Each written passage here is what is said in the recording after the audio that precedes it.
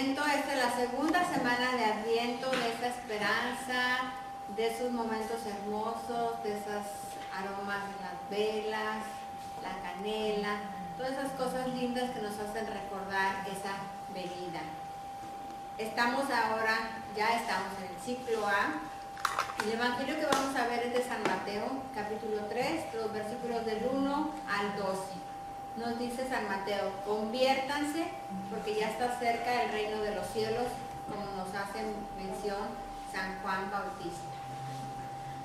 Vamos a ver el versículo número 1. Dice: por aquellos días aparece Juan el Bautista, proclamando en el desierto de Judea. Dice: conviértanse porque ha llegado el reino de los cielos. Este es aquel de quien habla el profeta Isaías cuando dice: voz del que clama en el desierto, preparen el camino del Señor, enderecen sus sendas. Tenía Juan su vestido hecho de pelos de camello con un cinturón de cuero a sus lomos, y su comida eran langostas y miel silvestre. Aquí empezamos a ver a un personaje muy importante. Aquí este personaje nos hace recordar como el último de los profetas, un comparativo con este otro profeta del Antiguo Testamento que fue elevado al cielo en carros de fuego. ¿Se acuerdan de ese profeta? Bueno, entonces así más o menos está este personaje de importante para esta gente en el pueblo judío. ¿Qué es lo que nos está diciendo aquí en el versículo 2? Conviértanse porque ha llegado el reino de los cielos. Los judíos conocían todo lo que sabían sobre el profeta Isaías, que había anunciado que sería este personaje. Entonces, concuerda con toda su forma de ser. Aquí nos menciona cómo se vestía, cómo actuaba, cómo se veía este personaje de Juan el Bautista. Ahí ponemos unas imágenes donde nos dice que trae un vestido hecho de pelos de camello, con un cinturón de cuero, y con la comida que él solamente traía como en sus morrales, ¿verdad? Para sobrevivir en el desierto, eran langostas y miel silvestre. Entonces, a este personaje, la gente que se acercaba a él no tenía nada que juzgarle. Estamos hablando de esos fariseos, de esos escribas que siempre anduvieron detrás de Jesús, recordemos. Entonces ahora, este personaje, pues, es realmente un profeta, así considerado, porque fue mucha gente la que estuvo él anunciándoles y que tuvieron una respuesta y se acercaron a él. Entonces es lo que nos está diciendo, que quitemos todos esos obstáculos personales que nos impiden llegar a Dios para que Él venga. En el versículo 5 dice: acudía entonces a Él Jerusalén, toda Judea y toda la región del Jordán, y eran bautizados por Él en el río Jordán, confesando sus pecados. Fíjense que aquí no solamente nos habla de lo que sucedía donde estaba Juan el Bautista, lo que nosotros conocemos del río Jordán. Nos habla de una geografía más amplia, que dice que toda Judea, toda la región del Jordán, y que todos ellos llegaban a él para confesar sus pecados. Entonces el versículo 7 dice: pero viendo él venir a muchos fariseos y saduceos al bautismo, les dijo. Fíjense lo que dice Juan el Bautista aquí: raza de víboras. ¿Se acuerdan de esa frase? ¿Quién los ha enseñado a huir de la ira inminente? ¿Por qué? Porque la actitud del fariseo, de lo que hemos escuchado, de lo que hemos leído, siempre era de que se consideraban ellos muy sabios, o sea, toda la ley la sabían al pie de la letra, pero señalaban siempre con el dedo acusador y ponían cargas muy pesadas a los demás. Entonces, aún así, ellos se acercaron a Juan el Bautista, y entonces ahí es donde él les habla muy directo, como decimos ahora, sin pelos en la lengua, le dice directamente lo que él está pensando. Dice el versículo 8, den pues fruto digno de conversión. Esto lo dice precisamente por ellos, por los fariseos y los saduceos. Y no crean que basta con decir en su interior, tenemos por padre a Abraham. Porque les digo que puede Dios de estas piedras dar hijos a Abraham. Como ellos se consideraban por ser una raza privilegiada, que por el hecho de ser descendientes del padre Abraham ya tenían ganado el reino de los cielos. Entonces se olvidaban de esa actitud que debiesen de tener para con sus semejantes. Entonces por eso es este señalamiento de Juan el Bautista, que dice, den pues frutos dignos de conversión y no crean que basta decir en su interior, tenemos como padre a Abraham, porque eso no era suficiente. A veces nosotros los católicos pensamos que porque hacemos muchas horas santas, rezamos muchos rosarios, entonces ya tenemos ganado el cielo. Pero nuestra actitud en la casa, en la calle, en el trabajo es muy diferente de lo que realmente estamos proclamando con nuestras palabras. Entonces debe de haber una real conversión en nuestras vidas. El cambio debe de ser con el esfuerzo, no solamente por el hecho de que somos hijos del padre Abraham, o sea, que somos descendientes y que ya tenemos ganado el cielo. No, o sea, debemos esforzarnos cada día, ¿sí?, a vivir de una manera que sea humilde, respetuosa y con la convivencia con nuestro prójimo, que es el que tenemos al lado, siempre igual que como si tuviéramos con Dios. Así como cuando venimos a hacer los rosarios y las horas santas, que tenemos mucho cariño, mucha devoción, mucho respeto a nuestro Padre Dios, igual lo debemos de tener para con nuestros semejantes. Entonces dice el versículo 10, ya está el hacha puesta a la raíz de los árboles, y todo árbol que no dé buen fruto será cortado y arrojado al fuego. ¿Qué pasa con nosotros a veces? Que nosotros tomamos muchos cursos, entramos a muchos talleres, hacemos muchas horas santas, estamos en todos los seminarios o acciones que la iglesia nos invita, ¿verdad?, de formación. Y parecemos como esos árboles muy robustos, con muchas hojas y muchas ramas muy grandes, pero ningún fruto. ¿Por qué? Porque nos estamos engordando nosotros solos.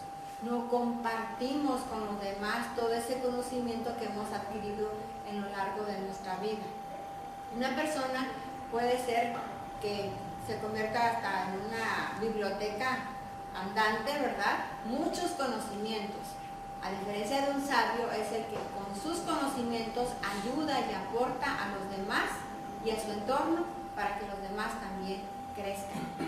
Es muy diferente, ¿verdad? Entonces, estos frutos que tú ves en un árbol de higos, en un árbol de naranja, si alguien lo corta y se lo come, va a ayudar, va a nutrir a otro, no solamente al árbol, ¿verdad? Entonces eso es lo que debemos hacer nosotros también, cambiar esa actitud, y este es el mejor tiempo. Dice el versículo 11, yo los bautizo con agua para conversión, pero aquel que viene detrás de mí es más fuerte que yo, y no soy digno de llevarle la sandalia. Él los bautizará en Espíritu Santo y fuego. ¿Qué pasa con nosotros? Todos somos bautizados. Cuando estábamos pequeños, a lo mejor algunos más grandes, fuimos bautizados. Y todos debiésemos tener ese mismo espíritu. Pero a veces nos conformamos con haber tomado ese requisito o ese sacramento, ¿verdad? Y hasta ahí llegó. No dejamos actuar ese Espíritu Santo, lo tenemos ahí guardadito. Entonces empezamos a hacer muchas cosas muy diferentes a lo que el Espíritu quisiera que actuara en nosotros. Igual pudiéramos cambiar y con humildad pedirle a ese Espíritu Santo que realmente avivara en nosotros ese fuego del amor en nuestro corazón, fortaleciera nuestra mente y también nos diera una actitud mejor. Toda esa conversión no es de la noche a la mañana. Hay que tener humildad, hay que tener fortaleza, hay que tener valor para ir cambiando, quitando miedos, haciendo las cosas cada día mejor. Pero ¿cómo? Con esa oración diaria, con esa petición de humildad cada día, cada momento. No solamente en los momentos difíciles, en cada día y en cada momento. Entonces, a eso se refiere aquí Juan el Bautista. Él en ese momento estaba en el río Jordán bautizando a todos los que se acercaban a él y se confesaban sus pecados, él los bautizaba. Pero hace una aclaración aquí muy importante. Yo los bautizo con agua para conversión, pero aquel que viene detrás de mí es más fuerte que yo y no soy digno de llevarle la sandalia. Él los bautizará en Espíritu Santo y fuego. Entonces, el acercarnos a nuestro Señor Jesucristo, ese es el que nos va a dar ese fuego que va a arder en nuestro corazón, que nos va a mover. Ese Espíritu Santo es el que va a hacer que nosotros hagamos las cosas cada día mejor. El versículo 12 dice: en su mano tiene el bieldo y va a limpiar su era. Recogerá su trigo en el granero, pero la paja la quemará con fuego que no se apaga. ¿Qué es esto? Bieldo si han visto en los graneros, ¿verdad? Que tienen cuando recogen el maíz o el sorgo, hacen como si fueran unas montones de todo lo que cortaron a la planta, no solamente el grano. Bueno, todo eso se recoge como un trinche, ¿sí? Pero grandotote. Entonces ese es el bieldo que va a limpiar. Dice, y recogerá su trigo en el granero. O sea, separa lo que es el grano, que es el que se va a comer la gente, que molerá y demás, y lo demás, que es esa paja que pudiéramos decir nosotros, esa se utiliza por ejemplo, para los animales, ¿verdad? Entonces, eso es lo que va a separar una cosa de la otra. Dice, pero la paja la quemará con fuego que no se apaga. O sea, ahí nos está haciendo mención de eso que pudiéramos nosotros comparar con lo que fuera el infierno, ¿verdad? Ese fuego que nunca se apaga. Bueno, entonces Él es el único que nos va a separar. ¿Se acuerda que en otro pasaje del Evangelio dice que separará a los corderos, los cabritos de los ovejas, ¿verdad? Bueno. Entonces eso es lo que hará nuestro Señor en su momento, en ese juicio final, del cual nosotros desde ahorita estamos preparando para cuando lleguemos frente a Él, seamos de esos elegidos que podamos verlo cara a cara. Vamos a recordar el texto. Hay personajes, importante recordar esas acciones que tienen cada uno. Dice, ¿cómo los bautiza Juan? Con agua. Con agua. ¿Qué mención hace de aquel que viene detrás de él? Que él lo bautizará con agua y espíritu. Quitarle las sandalias, ¿verdad? Dice, ¿cómo los bautizará él, el que viene? Con agua y espíritu. Con fuego del Espíritu Santo, ¿verdad? Muy bien. ¿Quién aparece en el desierto de Judea y qué es lo que proclama? Juan. Juan el Bautista. ¿Cómo era su atuendo y qué comía? De piel de camello. Comía langostas y miel. ¿Y cómo vestía? Con ese piel de camello y traía anudado a la cintura un cinto de cuero, ¿verdad? ¿Qué profeta habla de él y qué les dice? La voz que proclama. El profeta que habló de Juan el Bautista, ¿quién fue? Isaías. ¿Y qué dijo en ese entonces que ya estaba escrito sobre Juan el Bautista? Que es la voz que proclama en el desierto, ¿verdad? Por eso sabemos que es Juan el Bautista, del que hablaba en su entonces el profeta Isaías. ¿Quiénes acudían a él para ser bautizados en el Jordán y qué les dijo? Todos judíos. Toda la gente. Dice que no solamente los que estaban ahí alrededor, sino que vinieron porque escucharon de él, vinieron de toda la región del Jordán, ¿sí? O sea, geográficamente nos habla que no fue solamente ahí en el pueblito, no. esa acción que estaba diciendo, que estaba proclamando Juan el Bautista, llegó hasta lugares más lejanos. Por eso nos habla de una geografía, ¿verdad? Entonces, ¿y qué fue lo que les dijo Juan el Bautista? A los que acudieron a él a bautizarse, que se convirtieran, ¿se acuerdan? Bueno, ¿qué les pasará si no dan fruto digno de conversión a Se los que son hijos de cortarán, Abraham? se quemarán. Sí, y Echados aquí, al fuego. ahí se refería muy en especial a esos otros personajes que también se mencionan en el texto, que son los fariseos y los saduceos, ¿verdad? Que se creían ya pues, una raza Salvado. especial. Muy bien. Vamos a meditar de estas algunas preguntas. Perdón. Dice, para recordar no solamente el texto, sino que nos está diciendo en forma muy personal. Está llegando el reino de los cielos, eso es lo que sabemos, porque por eso nos está diciendo que nos conviertamos, ¿verdad? ¿Qué significa y qué lugar ocupa en mi vida todo lo concerniente al reino? ¿Qué significa para mí eso de que ya viene o ya está llegando el reino de los cielos? Eso que nos está anunciando ahorita Juan el Bautista, ¿verdad? Hay que hacer, meditar, reflexionar estas preguntas. Y con respecto a esa voz que grita en el desierto, ¿cómo puede ser una voz que anuncie buenas noticias en medio de mi ambiente? ¿Cómo debo de tener yo esa voz? ¿Pudiera ser yo ese Juan el Bautista ahorita en mi tiempo? ¿Ahorita en el ahora? ¿En el aquí? ¿Y cómo podría serlo? Entonces, ¿cuáles noticias yo daría a conocer? Esas preguntas hay que cada quien estarlos, no solamente nos vamos a empapar de esta información, sino cuando lleguemos a nuestra casa, con nuestra familia, en nuestro trabajo, hablar de ese adviento. Hay mucha gente que no conoce qué es el adviento, a qué se refiere de esa luz que grita en el desierto. Que seamos esa luz, como dice el canto, ¿verdad? Enciende una luz, así como lo fue en su tiempo Juan el Bautista, que iluminó a muchos y hizo que llegaran a Él, confesaran sus pecados. Nosotros también vamos a motivar a otros a que también se reconcilien con Dios.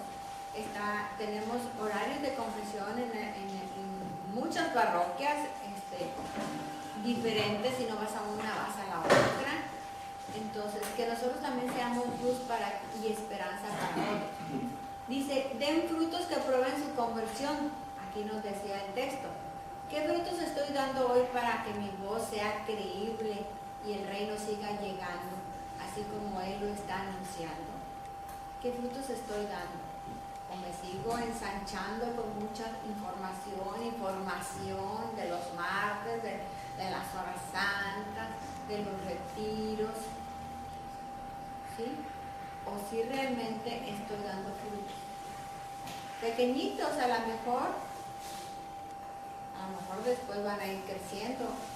O a lo mejor son pequeñitos, pero tienen suficiente dulzura como para que le haga nutrir a la persona que lo prueba cuando yo lo doy. Dice, los fariseos y saduceos ponían muchas resistencias para eludir la conversión. Sí, porque ellos se creían, como sabían toda la ley, al revés del derecho, como sabían que eran descendientes de Abraham, con eso se escudaban y decían que eso era suficiente para que ya tuvieran casi un lugar privilegiado en el reino de los cielos. Ahora, la pregunta es para mí, ¿detecto en mí alguna resistencia para convertirme? Ay, no, qué flojera, ir acá, ir allá, escuchar, abrir la Biblia. No, así estoy bien. No, que ven, te invito y te invito, me invitan a muchas cosas. No. O sea, ¿qué pretexto? No, es que mi familia, no, es que mi trabajo, no, es que tengo problemas en la rodilla, no me puedo hincar. No, es que 1000 pretextos y excusas estoy poniendo, o si tengo disponibilidad. Dice, al llegar ya casi fin de año, viendo que Juan nos dice, muestren con sus obras frutos de conversión. O sea, eso que han vuelto a Dios, o sea, que nosotros tengamos esa disposición, así como dice Mateo 3:8, El hacha está lista para cortar hasta la raíz de los árboles que no producen. Así dice el pasaje. Todo árbol que no dé fruto será cortado y arrojado al fuego. En el último versículo. ¿Qué cosas debo cambiar en mi vida? La pregunta sería que este año no han funcionado bien o que me he equivocado. La otra pregunta es, ¿en qué cosas debo convertirme para celebrar una Navidad más plena y estar más cerca de Dios y de mis seres queridos? Hay algunas cosas que hemos cometido errores y que ahorita es el tiempo para pedir perdón, para perdonar, para acercar, para limar asperezas, para enderezar ese camino, para disfrutar realmente esa convivencia que es nuestra familia, que es la presencia de Dios en nosotros en cada momento.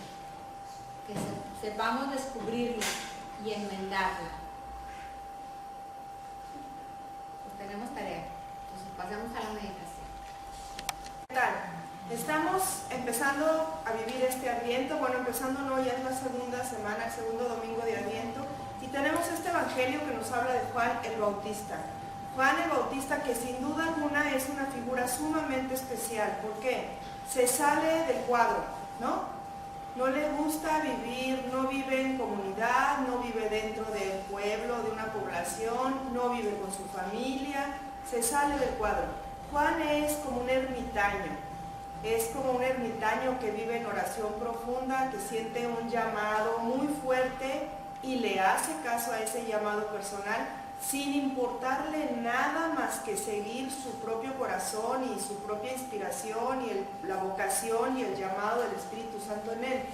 Y eso lo lleva a algo tan fuerte como separarse de la gente, como vivir solo, aislado, como no preocuparse por el vestido, ni por la comida, ni por la casa.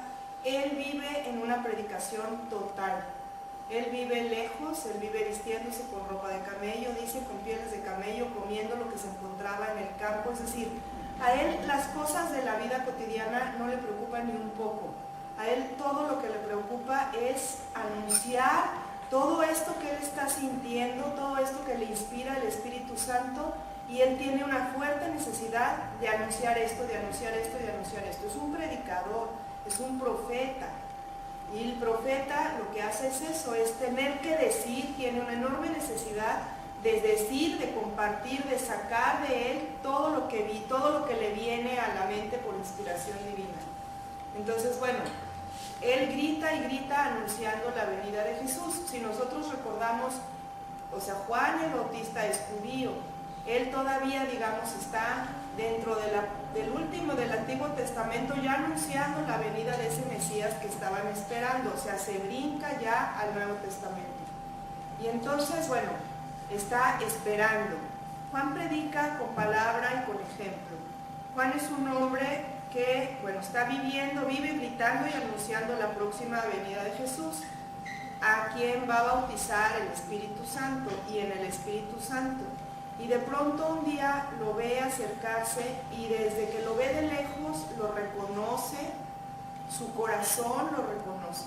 Así como cuando él estaba en el vientre de su madre Isabel, brincó cuando llegó la Virgen María, reconociendo a ese primo, al Mesías que estaba en el vientre de la Virgen María. Ahora de nuevo, porque recordemos que al final son primos, Jesús y Juan son primos lejanos, pero son primos. Cuando él ve acercarse a Jesús, de inmediato lo reconoce como el Mesías. Y entonces empieza a gritar más fuerte que el que viene ahí es él, que él no es capaz, no es merecedor ni de abrochar la correa de sus sandalias, que él no quiere, incluso no quiere bautizarlo. O sea, el Mesías es tan grande, es Dios hecho hombre. ¿Yo quién soy para bautizarte? Yo bautizo a todos los demás. Y Jesús le dice, no, sí, porque así tiene que ser y así se tiene que cumplir, ¿no? Y lo bautiza con agua. Pero entonces, bueno, la figura de Juan es importante porque anuncia, publica, es profeta, pero además no tiene miedo de decir lo que tiene que decir. O sea, lo podían haber matado y de hecho lo acabaron matando por decir todas las cosas. O sea, le dieron cuello por estar gritando predicando y diciendo todo lo que él tenía que decir y todo lo que él decía, sin miedo. ¿Y qué es lo que grita y qué es lo que dice? Arrepiéntanse, conviértanse, vuelvan los ojos a Dios, vean al Mesías que viene, que los va a bautizar con fuego. El mismo Juan dice, yo bautizo con agua, el que viene va a bautizar con fuego, es decir, va a bautizar con el Espíritu Santo. Yo no soy nada en comparación de él, yo solamente los estoy llamando a una conversión, los estoy llamando a un bautizo, y el bautizo es una renovación, es decir, el agua me limpia, porque yo tengo ganas y quiero ser una nueva persona a partir de ahora y para adelante. Entonces, eso es lo que él hace, y eso es lo que él grita, y eso es lo que él anuncia. ¿Y la gente por qué lo sigue y lo oye? Dice la Biblia que Juan tenía muchos seguidores. Iban hasta donde él estaba para oírlo hablar. Iban hasta donde él estaba para bañarse en el río con él y para que los bautizara. ¿Por qué lo siguen? ¿Por qué puede seguir o ir a buscar a un hombre fachoso, greñudo y que trae harapos? ¿Por qué? Precisamente por eso, porque es diferente a los que predicaban en ese momento. Por su sencillez. Por su coherencia, por su congruencia, por su honestidad. Por eso la gente lo busca así. O sea, Juan puede ser una figura que físicamente incluso hasta daría miedo, porque aparte él es como un poco agresivo en su forma de ser, ¿no? O sea, él les grita a los fariseos y les grita a los saduceos y les grita miles de cosas y les dice pecadores y les dice por qué son pecadores, y cuando se lo llevaron a Herodes le gritaba desde la celda, le gritaba todo lo que estaba haciendo mal. Es decir, es un hombre que incluso puede ser agresivo al decir todas las verdades. A nadie le gusta que le digan sus verdades, pero no tiene cola que le pise, pero vive congruente a lo que predica, pero es un hombre completamente honesto en su forma y en toda su persona, y eso es valiosísimo, ¿no? Entonces, él está profetizando y anunciando la llegada, y de pronto ve venir a Jesús y lo reconoce y lo bautiza. Nosotros podemos ver que Juan es como el adviento de la venida de Jesús, es decir, Juan es el último profeta, el último profeta. ¿Por qué? Porque está anunciando la venida como los profetas del Antiguo Testamento, como Isaac en su momento, está anunciando la venida, pero a él le llega. O sea, en lo que él está anunciando la venida, le llega la venida, es el último profeta. Juan es el adviento del, si no nacimiento, del inicio de la vida pública de Jesús. Es decir, Jesús ya para ese entonces tiene casi 30 años cuando llega con Juan a bautizarse. Y luego va a tener 3 años de vida pública antes de la resurrección, de la muerte y la resurrección. Y entonces Juan está anunciándolo, y justo Jesús empieza su misión de vida, su predicación en ese bautismo que es el inicio de lo demás. Entonces Juan es como el adviento del inicio de Jesús en su vida pública. ¿Sí se entiende eso? Sí. Vamos a cambiarle aquí. Dice, Juan les estaba diciendo a todos que faltaba muy poco para ese nacimiento de Jesús con ellos. Y bueno, y que todos los habitantes de la región judía lo iban a reconocer por sus predicciones y por sus obras. Él está diciéndoles a todos que nos tenemos que preparar para recibirlo. Casi cuenta las semanas, sabe que está cerca, se emociona cuando lo ve llegar. Y entonces Juan, en este adviento, que es el adviento de la vida pública de Jesús, la predicción de Jesús, se convierte para nosotros como en la corona de adviento de nosotros. O sea, así como Juan sabía que Jesús iba a venir, a nosotros la corona de adviento, que la iniciamos en la semana pasada, nos va diciendo que ya va una semana menos, es decir, nos hace vivir este tiempo en esa espera hermosa del nacimiento de Jesús, y nos hace recordar que en estos días que están transcurriendo para preparar esa venida, nos estamos acercando al gran momento. Nos estamos acercando a la mayor prueba de amor que pudo tener Dios con nosotros, que es mandarnos a su Hijo en ese niñito que nace el 24 de diciembre. Y entonces, así como nosotros con la corona vamos prendiendo una velita por una velita, así Juan venía anunciando lo que faltaba y lo que venía, y reconoce a Jesús. Nos está invitando Juan, la corona, el Adviento, la temporada, nos están invitando a la conversión, nos están invitando a abrir el corazón, nos están invitando a vivir estos días con amor, a hacer como un recuento, a tener un propósito nuevo. Nosotros, ¿qué le vamos a regalar a Jesús? Ese niño que viene a nacer este 24, vamos a regalarle algo que vayamos preparando y que vaya acercándonos a Él como la corona nos va acercando velita tras velita prendida, algo que nosotros podamos ofrecerle. Si no lo hemos hecho, es momento de que lo hagamos. Vamos a proponernos algo que nos acerque a ese nacimiento de Jesús, que nosotros también seamos una predicación para su nacimiento y su llegada, que nosotros también lo reconozcamos plenamente cuando llegue, porque lo tenemos enfrente, porque lo podemos ver, porque nuestro corazón lo reconoce de corazón a corazón. Entonces, bueno, nosotros también podemos ser mensajeros de Jesús porque le ayudamos a evangelizar a nuestros semejantes. Y si ya fuimos bautizados nosotros también con agua, vámonos a dejar bautizar ahora con ese fuego del Espíritu Santo en esta temporada. Y vamos a vivir esta temporada con el corazón lleno de alegría. No alcanzó a salir la tarea en las hojitas, pero si quieren apúntenla. ¿Qué es la tarea? Y la tarea me la voy a aplicar yo esta semana también. Arregla tu casa lo mejor que puedas. Pon un nacimiento bonito. Haz en él, bueno, el padre Honorio dijo que el nacimiento lo teníamos que poner hasta el día 16. Sí, cuando empieza. Pero también dijo que era inútil que nos lo dijera porque como quiera lo íbamos a poner, así es que bueno, pon un nacimiento bonito junto con tu familia. Lo importante de adornar la casa no es que la adornes en sí, sino que las luces tengan sentido para ti, que los colores tengan sentido porque son la alegría de tu corazón, que eso te lleve a una unión de la familia, que lo hagamos juntos, que lo preparemos en un ambiente armonioso, que lo acompañemos con alimentos, porque los alimentos apapachan y así apapachas, ¿no? Y que la casa quede decorada porque eso es lo que sentimos, eso es lo que siente el corazón. Entonces, bueno, la tarea de esta semana es eso. Si no lo has hecho, empieza a arreglar tu casa, saca todos los adornos, hazlo con tus hijos, crea un ambiente, cuéntales historias, hazles a los niños que están en tu casa que se acuerden de eso toda la vida, que ellos digan, es que a mí, mi mamá, mi tía, mi abuelita me platicaba las historias, era una cosa que se quede en su corazón para siempre. Esa es la tarea de esta semana, apúntenla porque no viene en la hoja. Y aunque sea de cartón. Bueno, después de haber escuchado esta meditación, ¿qué nos dijo a cada uno este texto? ¿Cuál es nuestra esperanza? Vamos ahora a hacer nuestra oración, que ahora lo que nosotros le vamos a decir a Dios nuestro Señor.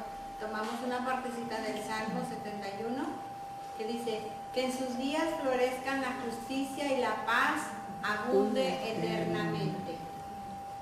Repetimos. Que en sus días florezca la justicia y la paz, abunde eternamente. Dios mío, confía tu juicio al Rey y tu justicia al Hijo de Reyes, para que rija a tu pueblo con justicia, a tus humildes con rectitud. Que en sus días florezca la justicia y la paz hasta que falte la luna.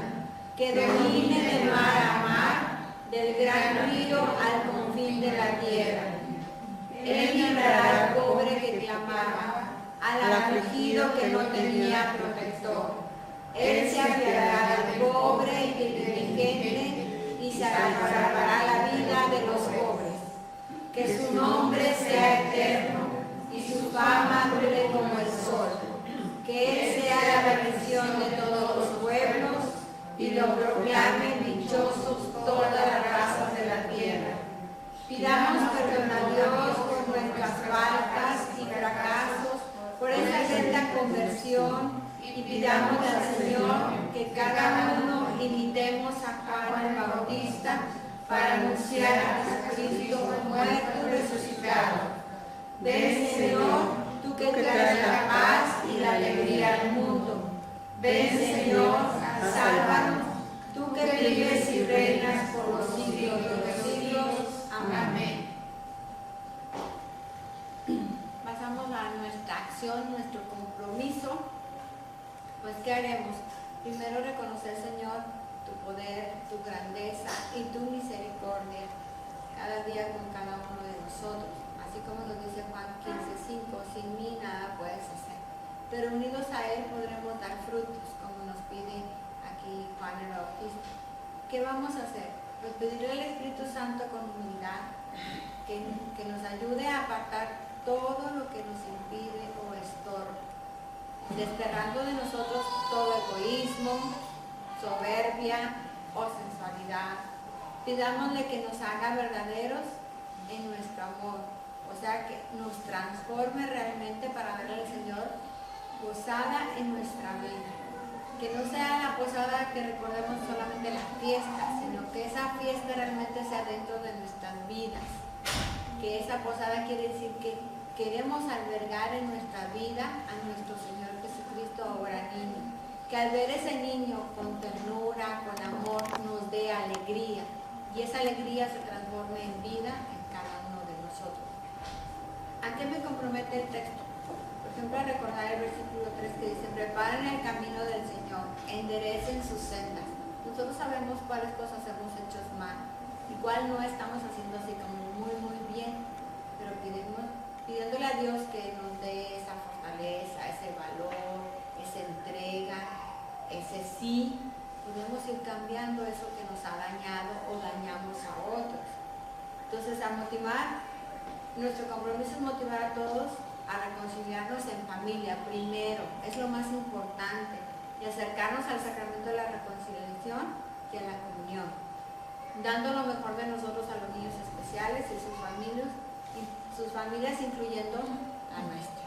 No porque yo me entrego totalmente en mi apostolado y me olvido de mi familia, no podemos dejar a Dios por Dios. Recordar, esto es bien importante. Entre más fortalecidos estemos en nuestra familia, cualquier situación adversa que pase dentro o fuera de ella, la podremos sobrellevar.